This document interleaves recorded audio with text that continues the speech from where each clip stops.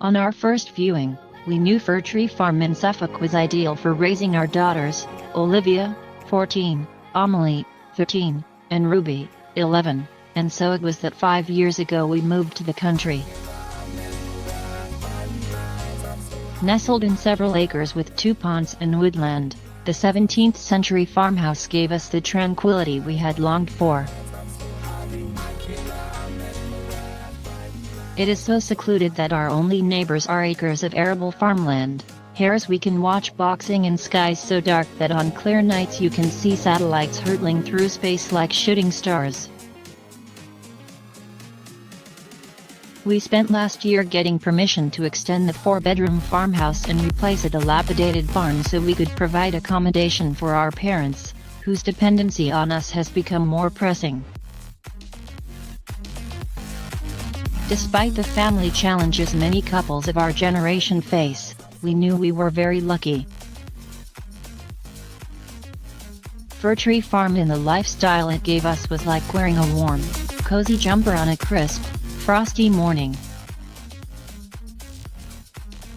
But then, last October, EDF Energy wrote to tell us it was launching a final consultation on plans to build 2 nuclear reactors at Sizewell, about 8 miles from our home, and our property had been identified as possibly being affected.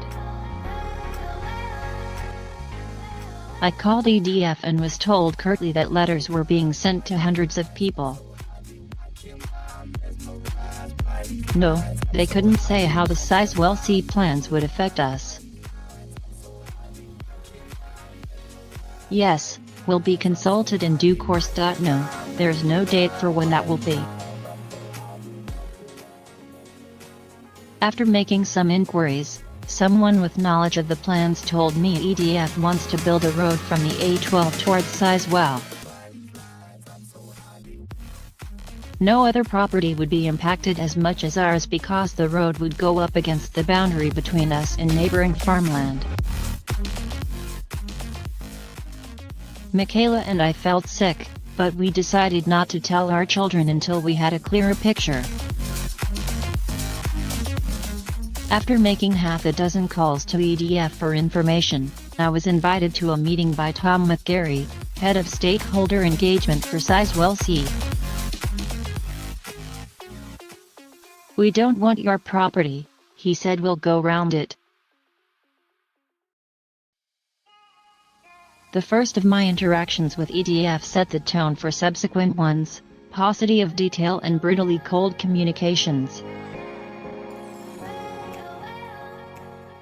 Worse was to come when EDF publicly released its proposals in January. The only pollution is at harvest time, when our windowsills get a light covering of dust and we have to remember not to leave washing on the line when the combine harvester is out. The proposals revealed that in this field, EDF would locate a construction compound for 300 workers and 175 trucks a day for 2 years while it builds its new road. That would start with a roundabout in the field and run for 5 miles towards Sizewell, where building 2 nuclear reactors would take 10 years.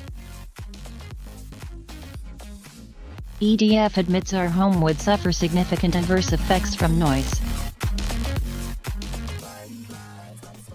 At the peak of construction, 1,500 HGVs and 6,000 other vehicles would thunder past each day.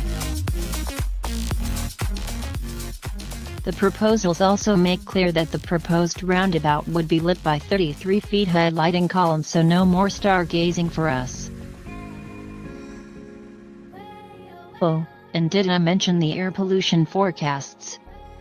Construction would start in 2021, encompassing the period when 2 of our daughters would be doing A-levels and GCSEs. The level of disruption would make studying and working impossible.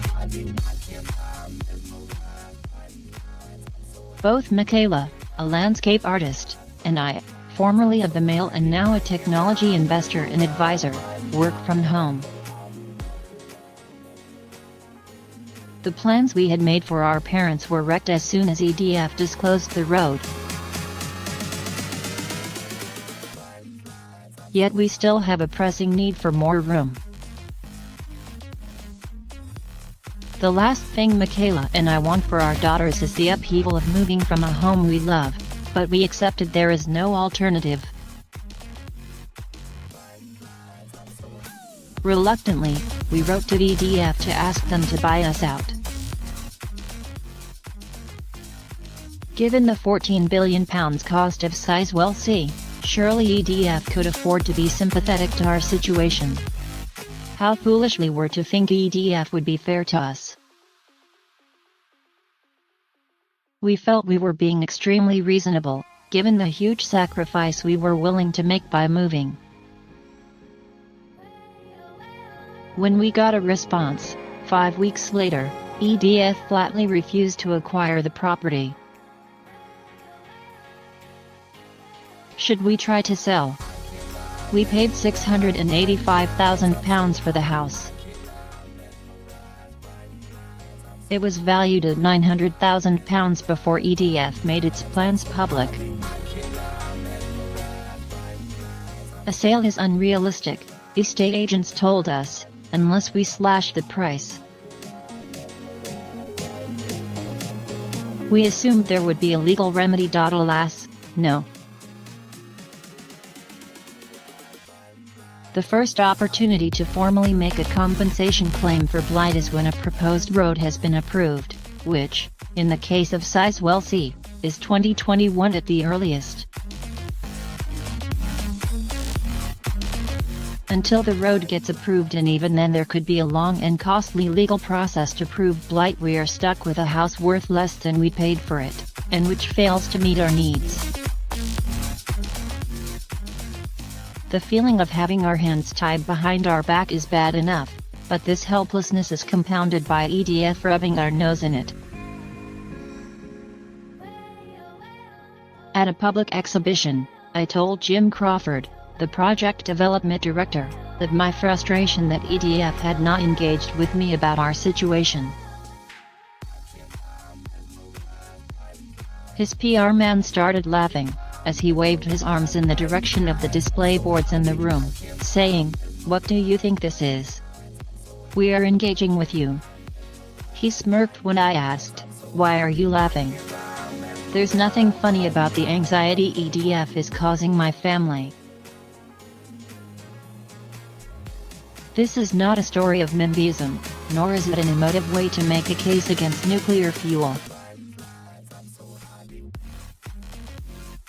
No, after months of trying to appeal to EDF to treat us fairly, this is about how big business can run roughshod over ordinary people like a bulldozer crushing farmland to make way for a new road. We've been struck by how a single event can make you feel as though the walls are falling in around you, and you're powerless to do anything to stop it.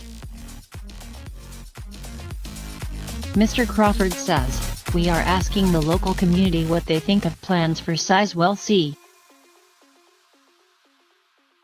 We have met with Mr. Field and other people who could potentially be affected by Sizewell C proposals, with the most recent meeting held last week.